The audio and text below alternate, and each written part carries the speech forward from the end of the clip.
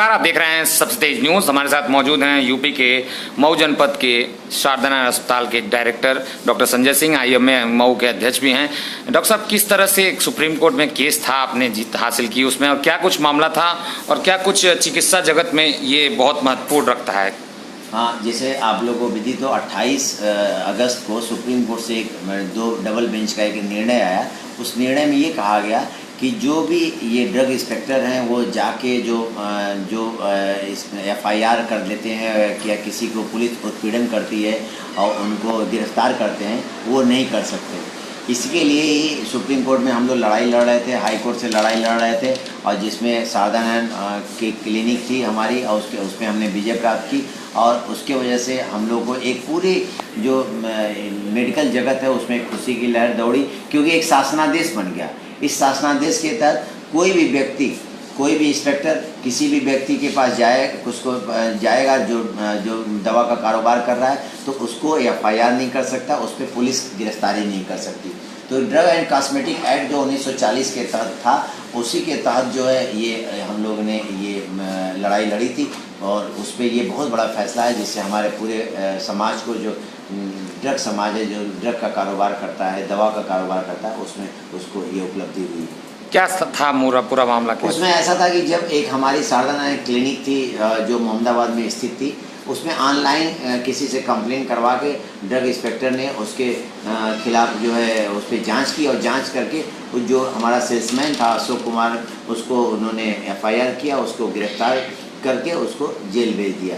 तो जब गिरफ्तार किया तो मैंने कहा कि आप उसको गिरफ्तार नहीं कर सकते, क्योंकि ये आप उसकी दवा का चेक करिए, बैच नंबर चेक करिए, जो कानूनी कार्रवाई आप करिए, लेकिन उस व्यक्ति को गिरफ्तार करने की ज़रूरत नहीं। इसी की हम लड़ाई लड़े, और उसको एफआईआर को हमने हाई कोर्ट से क्वेश्चन कराया, और फिर स्टेट और बनाम अशोक कुमार केस लड़ा गया। फिर हाई कोर्ट से हारने के बाद वो लोग सारे जो विभाग है, उस हाई कोर्ट ने एक शासनादेश बनाया कि आप इसको गिरफ्तार नहीं कर सकते। तो उसमें फिर सारे लोग, ये सुप्रीम कोर्ट वो लोग हैं जो union state of India versus Sharda clinic और अशोक कुमार, ये लड़ाई लड़ी, जिसमें अभी 28 अगस्त को ये फैसला आया कि हम लोग उस केस में विजयी हुए।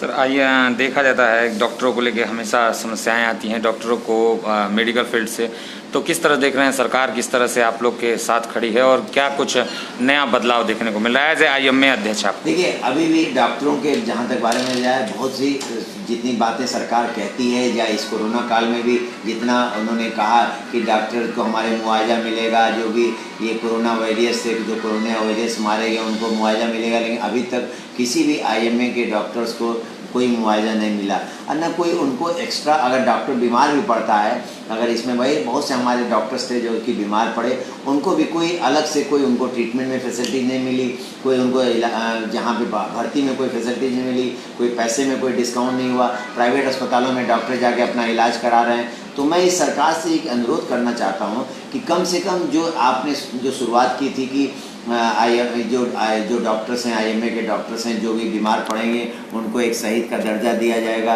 उनके परिवार को एक मुआवजा दिया जाएगा।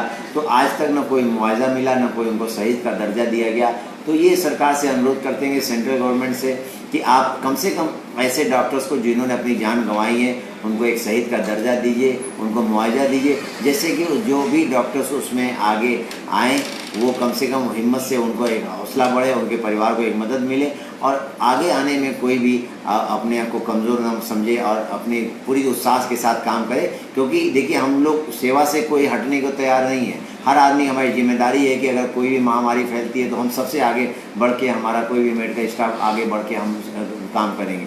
लेकिन अगर उसको आपने एक वादा किया था कि उसको मुआवजा दिया जाएगा, तो उसको मुआवजा दीजिए, उसके परिवार को नौकरी दीजिए, एक सहायता दीजिए। कि हर डॉक्टर जो सरकारी डॉक्टर है, या हर डॉक्टर इतना सक्षम नहीं है कि उसके एक कमाऊ, अगर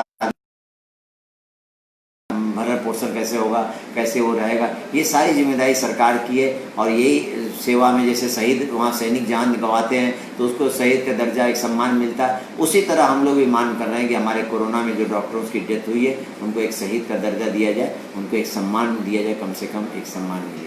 चलते चलते अब कोरोना 53 लाख के करीब पहुंचने वाला है कोरोना के संक्रमण के देश में, तो क्या कुछ आपकी तरफ से सुझाव हैं लोगों को? देखिए, अभी मैं आपको पुनी जी के आपके सबसे तेज न्यूज़ चैनल के माध्यम से मैं बताना चाहता हूँ कि आपके बहुत अधिक दर्शक हैं, बहुत से लोग इसको लाइक करते हैं आपके चैनल को, कि आप अभी भी आदमी निश्चिंत ना हो। जैसे लोग लोगों के दिमाग से डर खत्म हो जाएगा, हो गया इस समय, लेकिन हम as a physician, as a doctor, क्योंकि हम लोग रोज़ मरीज़ देख रहे हैं, हम सबको ये आगाह करना चाहते हैं कि अभी कोरोना ख़त्म नहीं हुआ है, न अभी जितना जल्दी ख़त्म होने वाला है। आप हमेशा सतर्क रहिए। जब तक वैक्सीन और दवा का इजाद नहीं हो पाता है, आप अपने आप को बचा के रखिए, अपने परिवारजनों को बचा के रखिए, और ये कोशिश करिए कि लोगों कम से कम आप मिलिए जुलिए, एक सोशल डिस्टेंसिंग का पालन करिए।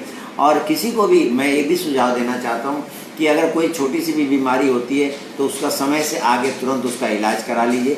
अपनी लापरवाही मत बरतिए। अगर किसी को खांसी, जुकाम, नज़ला, बुखार, सूखी खांसी आती है तो उसका तुरंत इलाज कराएं, क्योंकि अगर थोड़ी सी शुरू में आपकी लापरवाही है, आप उस मरीज़ के लिए बाद में एक जानलेवा बीमारी बन सकती है। चलिए सर, धन्यवाद ये डॉक्टर संजय सिंह जो हमसे बात कर रहे थे सबसे तेज न्यूज़ से। अगर आपको वीडियो लगा अच्छा तो हमारे वीडियो को लाइक और शेयर कर सकते हैं। नए हैं तो चैनल को सब्सक्राइब करें।